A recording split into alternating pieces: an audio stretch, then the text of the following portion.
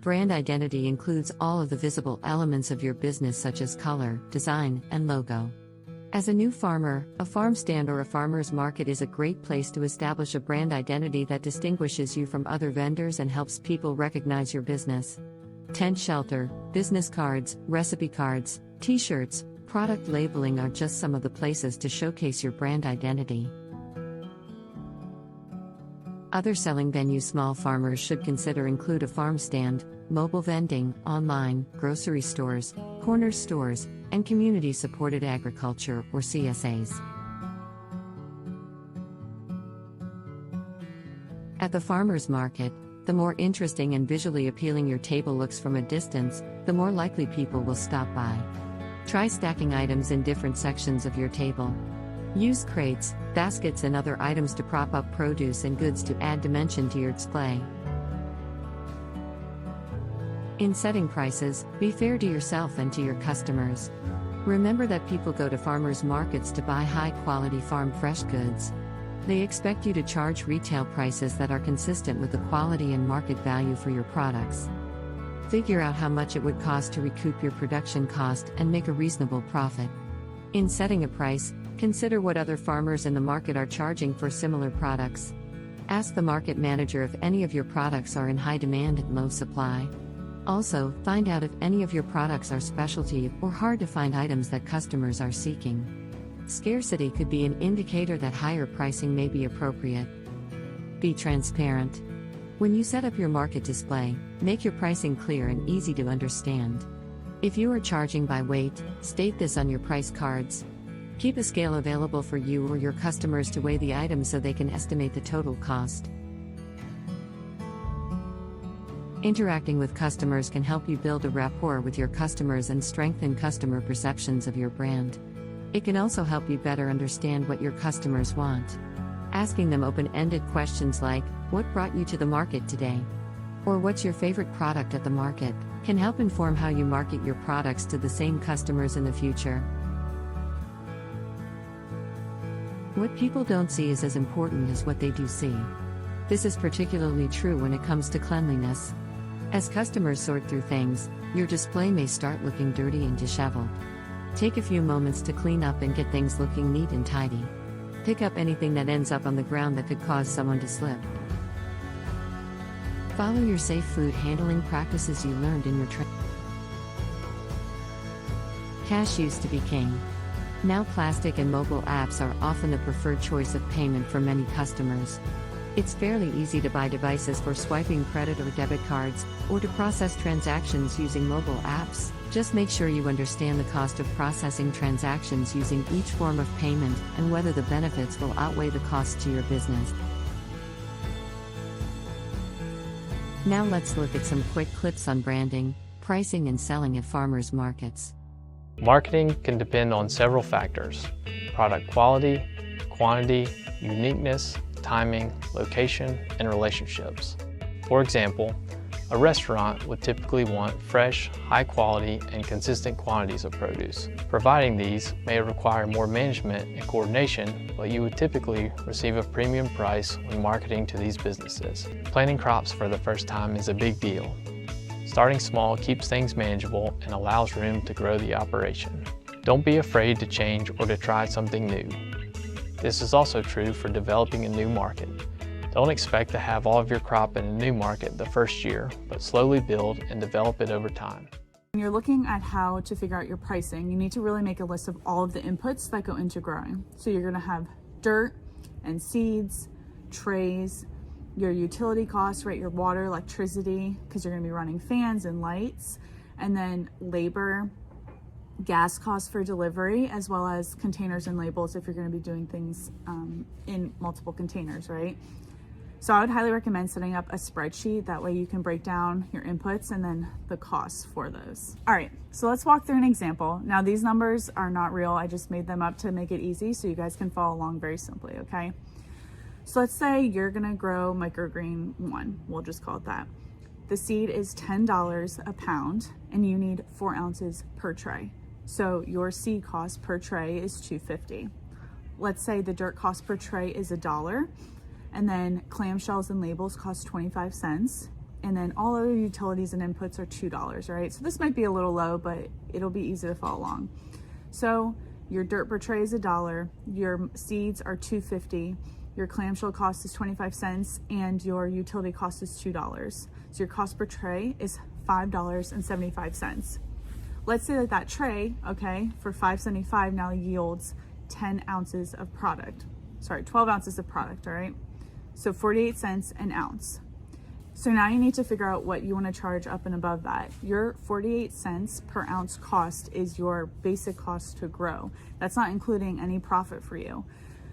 We have seen all over the board, people have charged, we have seen like 10 to 20 times their pricing, right? Maybe you do 3 to 4 times your pricing. You would want to discount as you go up in sizes, right? If someone buys a pound for you, that should be a little cheaper per ounce, in our opinion, than if someone's buying half a pound or even 4 ounces from you, because you're still having to grow a whole tray or do just as much work, but they're buying less product.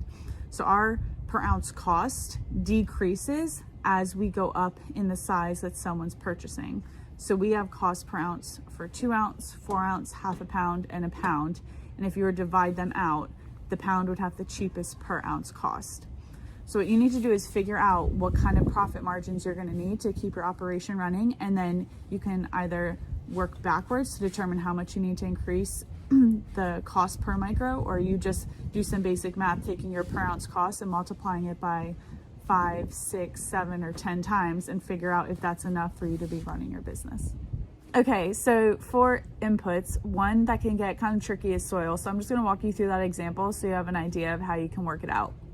So dirt usually comes, I believe, in like quarts when you're buying it.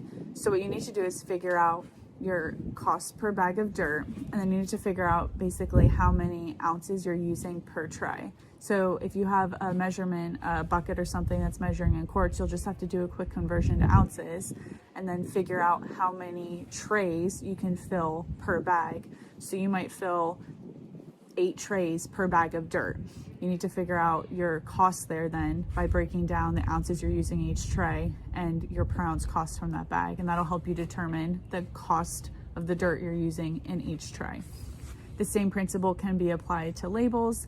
If your labels are a certain, a few inches and you have a few feet of label printing, right? You need to figure out how long each label is and kind of break down and get an estimated cost of how many cents each label is costing you to print.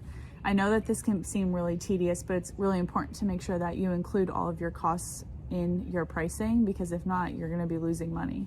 So take the time to break it out.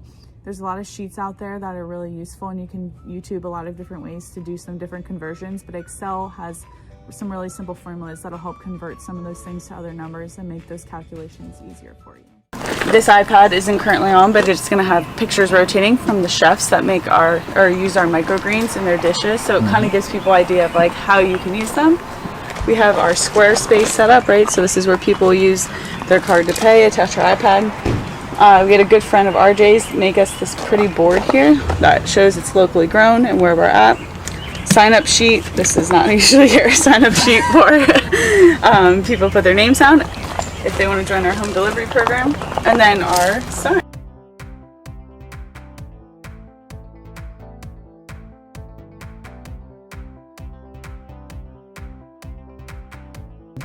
Although I'm doing better at selling my heirloom apples, I think selling value-added products like apple butter and apple pies would increase my sales revenues.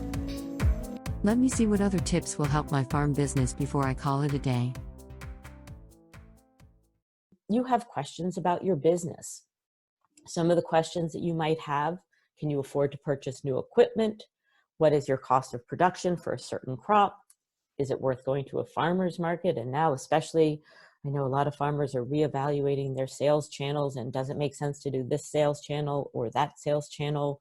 Can you afford to discount your prices to sell wholesale? So lots of questions that you have about your business, and you need information. You can't just sort of like, oh, I'll just go to that farmer's market, or, oh, I'll just price my tomatoes because that's what everybody else is doing. You need information. You want to know, what did you sell? What are your expenses? And, some expenses are fixed based on production. Some expenses are variable based on production. And if you choose one opportunity over another, how are your expenses going to change? So you want to know what they are. What is your cost of production? And what are the expenses associated with a specific sales channel? So you want this information, and this information comes from your record keeping system. So there are different kinds of record keeping systems. So first of all, there's the financial, and that's what we're going to talk about primarily today. And it's tracking your sales, your expenses, your cash flow in general, the investments that you make. And certainly there's production record keeping in terms of harvest yield and pick records and time and labor. And if you're farming organically, you're certainly going to need to think about those as well. But we're going to focus today on the financial record keeping. So when we track, how we track matters. And we want to track, first of all, we want to track the date. When did we do whatever it is that we did? Go to the hardware store, plant seeds, buy seeds, pay our employees, go to the farmer's market. When did we do that? What was the dollar value? How much cash flowed in this transaction? And what was its purpose? Did we pay for labor? Did we pay for seeds and supplies? Did we pay for market fees? And we also want to consider how we track. And the three most common are QuickBooks, which is an accounting software, Excel, which is a spreadsheet, or Ledger, which is, the basic pen and paper. Now, a lot of people are going to consider using a ledger. It's certainly a lot easier when it comes to data entry, but what you save in time in terms of data entry, you're going to lose when it comes to doing the analysis. All systems are going to take time, and something like QuickBooks is really difficult in terms of the learning curve and getting up to speed, figuring out how to do it. But once you have it working, it's really easy to run reports and see how your business is doing. So everything's going to take time. It's just where are you going to put in the time and where's the learning curve. So I want to talk about some 4 basic rules of bookkeeping. The first rule is garbage in, garbage out. And as farmers, you know this. The quality of your soil is going to directly impact the quality of your tomatoes. The quality of your feed is going to directly impact the quality of your eggs and your chickens. And the same is true with your bookkeeping system. The quality of your inputs is going to directly impact the quality of your outputs. And if you just sort of shove garbage into your QuickBooks or your Excel spreadsheet, you're going to get garbage out. You're not going to have any information to look at. And the inputs are the transactions, those little day-to-day things that happen in your business, whether it's, filling up the truck with gas, going to the farmer's market, paying employees, making a sale, paying your rent, paying your utilities, all of these little transactions, these are the inputs that are going to go into your record-keeping system. And the output is your financial statements. It's a profit and loss, which is also known as the income statement, and you can use those 2 terms interchangeably. And the profit and loss is going to give you an overview of your profitability and your operations. The balance sheet, which we're not going to get into too much detail today, but is so important, is an overview of what you have, your assets, and how did you get them? Did you get them by borrowing money, or did you get them by earning profits or investing your own in the business? And finally, we have the statement of cash flows. And the statement of cash flow shows how cash moved in and out of your business. And when we get to the 4th part, when we talk about reading your financial statements, we'll talk about the difference between cash flow and profits. In other words, your bookkeeping system is, or the financial statements are a summary of the transactions that convey information. And a good bookkeeping system is going to help you manage the input so that you can get the output.